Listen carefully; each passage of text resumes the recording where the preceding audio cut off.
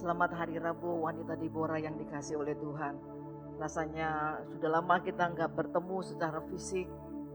Cukup kangen juga sama ibu-ibu wanita Deborah. Saya berharap semua dalam keadaan sehat, dalam keadaan tetap happy walaupun kita just stay at home for kurang lebih 1 bulan lebih ini. Tapi percayalah bahwa Tuhan senantiasa ada bersama dengan kita. Hari Rabu ini saya akan membawakan firman dengan tema Untung ada Yesus. Saya beri tema Untung ada Yesus. Yang pertama kita pelajari bahwa manusia tidak tahu hari esok. Amsal 27 ayat 1. Amsal 27 ayat 1. Janganlah memuji diri karena esok hari. Perhatikan kata berikutnya. Karena engkau tidak tahu apa yang akan terjadi hari itu. Yang pertama kita pelajari bahwa hari esok kita tidak tahu. Siapapun dari antara kita, orang hebat, orang yang terkenal, orang kaya sekalipun, tidak pernah tahu apa yang bakalan besok terjadi. Jangankan besok, 1 detik ke depan kita tidak pernah tahu apa yang akan terjadi. Saya umpamakan hidup ini seperti tuts dalam piano. Ada warna hitam dan ada warna putih. Ada warna putih yaitu di mana masa-masa yang happy, masa-masa bahagia, masa-masa kita tertawa bersenda gurau. Tapi ada tuts hitam, masa-masa yang suram, masa-masa yang sukar, masa-masa yang sedih, yang tidak kita pernah duga terjadi. Bukankah seringkali kita juga dikagetkan dengan berita-berita teman-teman kita, saudara kita yang hari ini sehat, yang hari ini kuat, olahraganya ciami, makan sehatnya luar biasa, tapi tiba-tiba kita mendengar telah meninggal dunia. Atau juga kita mendengar orang yang kaya raya tiba-tiba kolaps, bangkrut, karena mungkin salah investasi, salah praduga, bermain saham dan sebagainya. Tapi ada juga yang tidak pernah berpikir tiba-tiba dikasih hadiah. Ada jemaat di Sosro juga yang seorang ibu yang diberi sebuah rumah oleh seorang ibu lainnya. Ada juga yang tiba-tiba mungkin gak pernah bermimpi dikasih tiket gratis perjalanan ke Holy Land, ke Israel.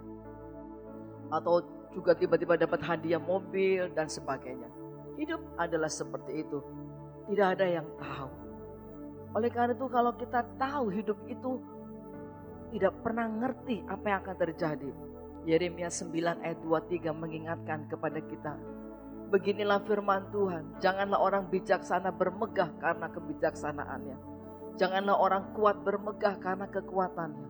Janganlah orang kaya bermegah karena kekayaannya. Kita diingatkan supaya kita jangan bermegah. Jangan bergantung. Jangan bersandar dengan kekuatan kita. Kita mungkin berkata, aku masih muda, aku hebat, aku kuat, depositoku banyak, anak-anakku kaya raya, mantuku kaya raya. No, tidak boleh kita membanggakan atau tidak boleh kita bergantung kepada apa yang ada di dunia. Karena semuanya sementara, semuanya bisa hilang dalam sekejap. Tidak boleh. Bahkan ada sebuah tulisan dengan judul Jangan Bangga. Jangan bangga kalau kita punya mobil mewah. Karena ujung-ujungnya mobil kita adalah hanya mobil jenazah. Jangan bangga kalau kita punya tanah berhektar-hektar, rumah bertingkat-tingkat. Karena ujung-ujungnya rumah kita paling-paling 2x3 meter. Dan sebagainya dan sebagainya. Yang pertama, kita harus ingat bahwa manusia tidak tahu hari esok. Oleh karena itu jangan bergantung dengan apa yang kita punya, tapi bersandar kepada Tuhan. Poin kedua yang akan kita pelajari. Yang kedua, ingat bahwa kita punya Bapa di surga. Bapa atau Tuhan yang bersama dengan kita. Ini berita baiknya. Untung kita punya Yesus. Di dalam Ulangan 11 ayat 12 dikatakan. Ulangan 11 ayat 12. Suatu negeri yang dipelihara oleh Tuhan Allahmu. Mata Tuhan, perhatikan ayat ini. Ada mata Tuhan Allahmu. Tetap mengawasinya dari awal sampai akhir tahun. Ada mata Tuhan yang selalu menjaga dan mengawasi kita. Mazmur 31 ayat 16a, tidak hanya mata Tuhan, masa hidupku ada dalam tangan-Mu. Jadi kita punya Bapa yang mana matanya mengawasi kita sebagai anak-anaknya dan tangannya yang selalu terulur untuk memegang masa depan kehidupan kita. Saya beri gambaran seperti orang tua terhadap anak.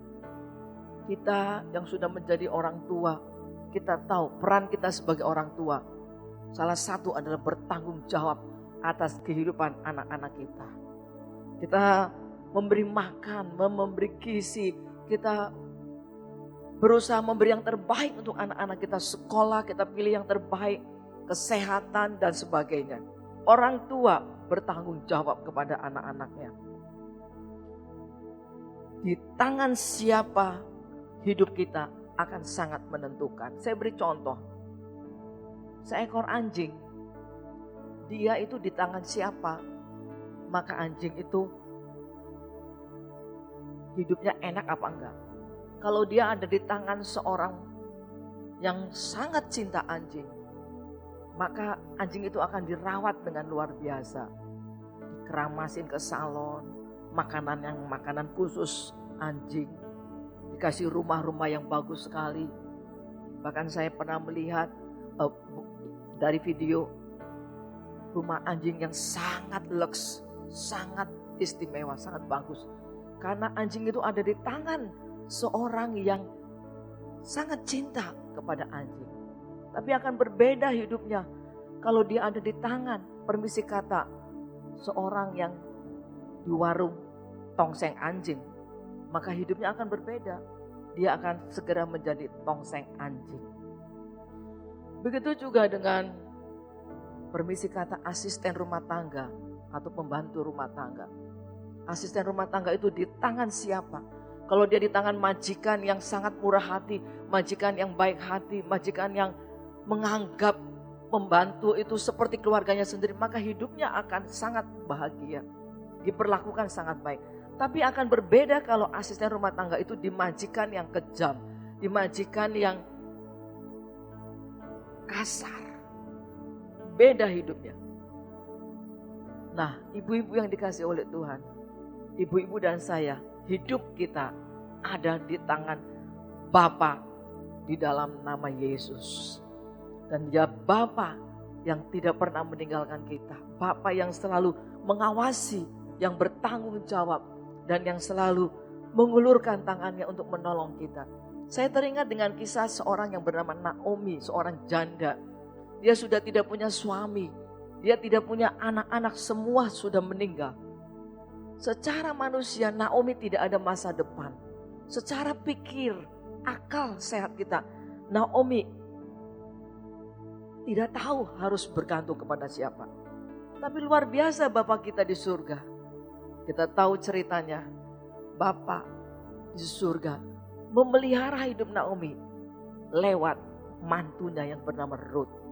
Naomi gak pernah berpikir, tapi di masa tua Tuhan memelihara hidup Naomi, bahkan memberkati dengan luar biasa melalui mantunya. Jadi poin yang kedua, jangan takut, kita punya Bapa di surga yang selalu ada bersama dengan kita. Yang ketiga, belajar percaya. Belajar percaya. Yohanes 11 ayat 15 dikatakan, di dalam Yohanes 11 ayat 15. Tapi syukurlah aku tidak hadir pada waktu itu, sebab demikian lebih baik bagimu, supaya kamu dapat, perhatikan kata ini, belajar percaya.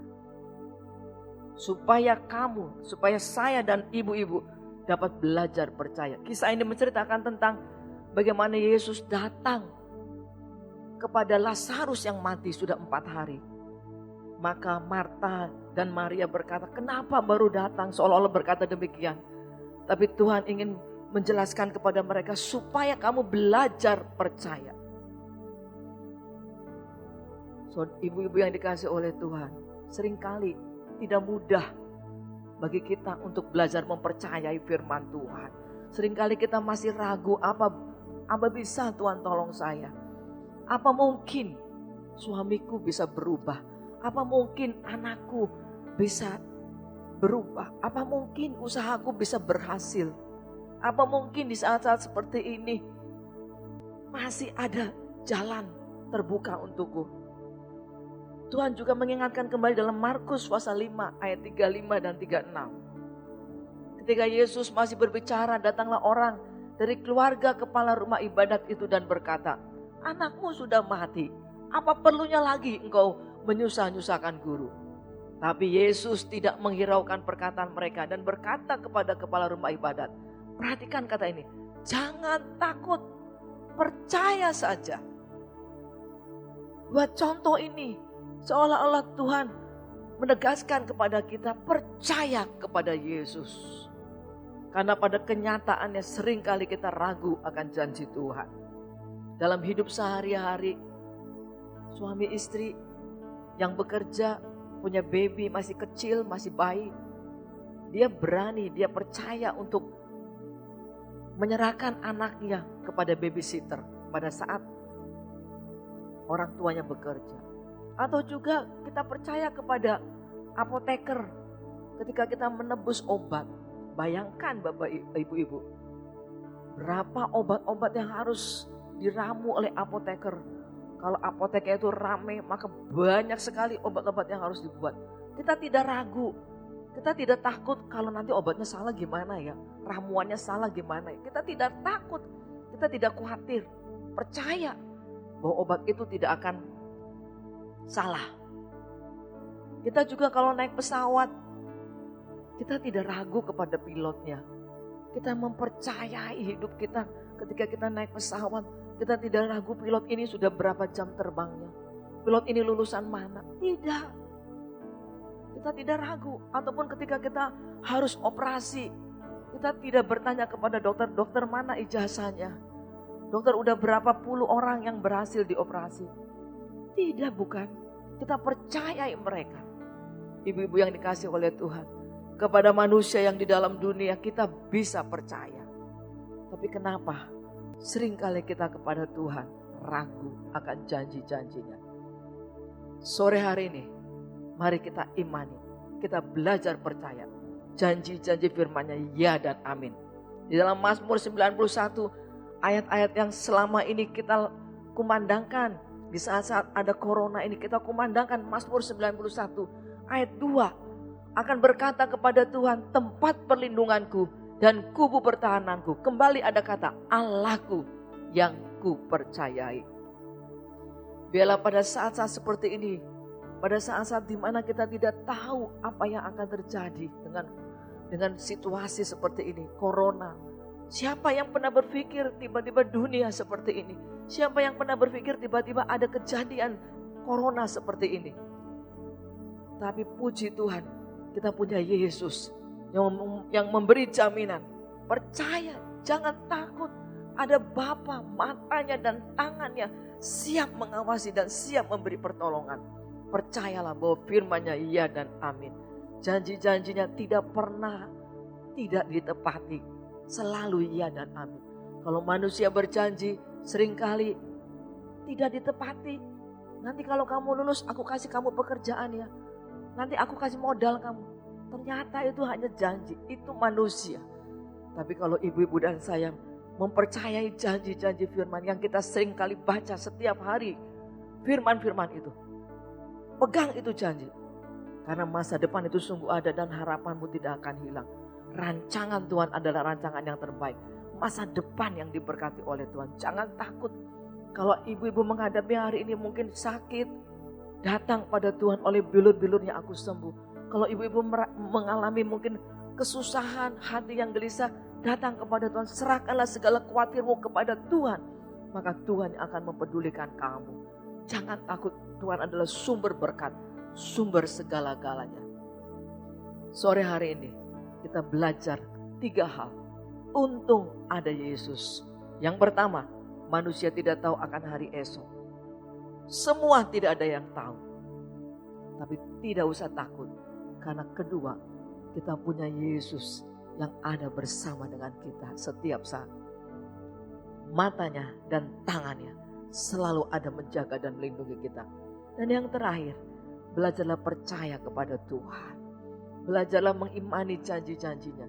Belajarlah percaya kepada pribadi Yesus, sumber kehidupan kita, sumber segala-galanya. Amin. Tuhan Yesus memberkati. Mari kita mau berdoa.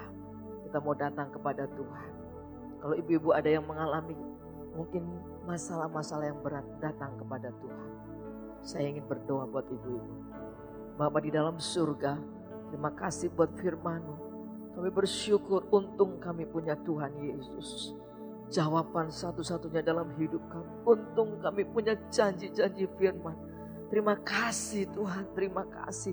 Kami tidak sendirian menghadapi musibah atau menghadapi masa-masa seperti ini yang tidak enak, yang tidak tahu apa yang akan terjadi. Kami bersyukur kami punya Tuhan Yesus. Tuhan, hamba-Mu memberkati setiap wanita Deborah, setiap orang-orang pribadi yang sedang mendengar video ini ya Tuhan. Tumpangkan tangan-Mu atas hidup mereka. Biar berkat-berkat Tuhan dicurahkan dalam hidup mereka. Berkatilah rumah tangga, berkatilah suami, berkatilah anak-anak kami, orang tua, keluarga-keluarga yang ada dalam rumah kami. Dijauhkan dari segala virus corona. Dan biarlah di masa-masa seperti ini, Tuhan tetap memelihara mereka. Tuhan tetap memberkati mereka dengan cara-Mu yang heran dan ajaib. Terima kasih ya Tuhan. Di dalam nama Yesus kami berdoa. Haleluya.